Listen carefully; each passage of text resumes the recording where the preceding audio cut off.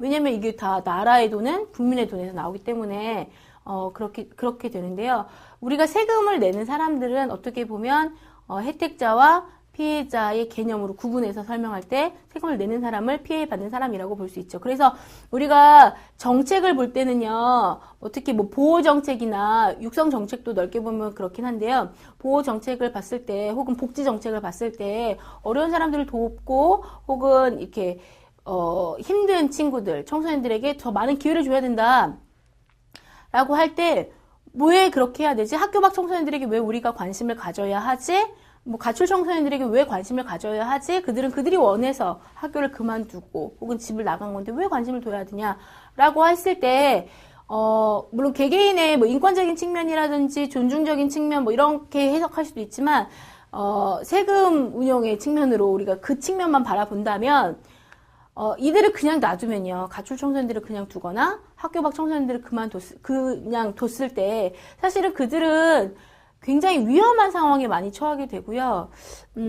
위험한 상황에 처하게 되고 위험에 노출됐을 때 그들이 비행 청소년이 되거나 범죄자가 더 나아가서 범죄자가 될 수도 있어요. 그러면 그 피해를 다른 국민인 누군가가 받게 되고 혹은 그들이 범죄자가 되었을 때 법을 집행하는 상황에서 만약에 뭐 소년원이나 교도소나 뭐 이렇게 나중에 이후에 성인이 되어서도 그들이 뭐 저소득층이 된다거나 문제 상황이 생길 때 또 나라에서는 어떤 그들을 위한 예산이 투입이 되죠.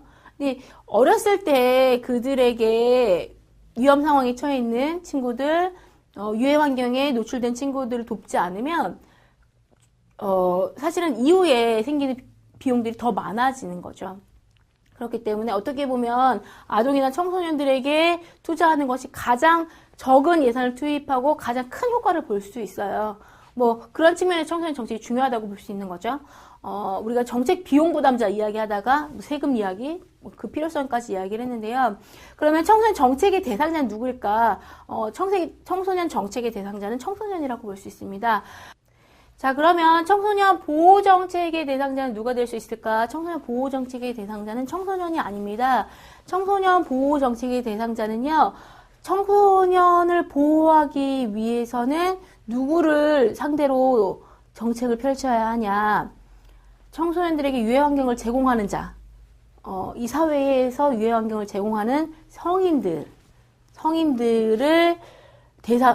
대상이 될 수 있는 것입니다. 청소년 보호 정책은 청소년을 보호하기 위해서 청소년들에게 뭐 술 팔지 마세요, 담배 팔지 마세요, 음란물 제공하지 마세요, 이런 것들이거든요. 청소년들에게 유해 환경 제공하지 않았으면 좋겠습니다.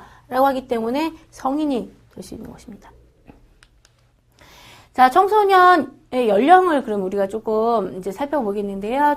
누가 청소년이지? 우리가 이제 쭉 청소년 정책에 대해서만 봤는데, 그럼 청소년 정책의 대상자가 되는 청소년은 누구냐라고 했을 때, 사실은 법마다 조금 다릅니다.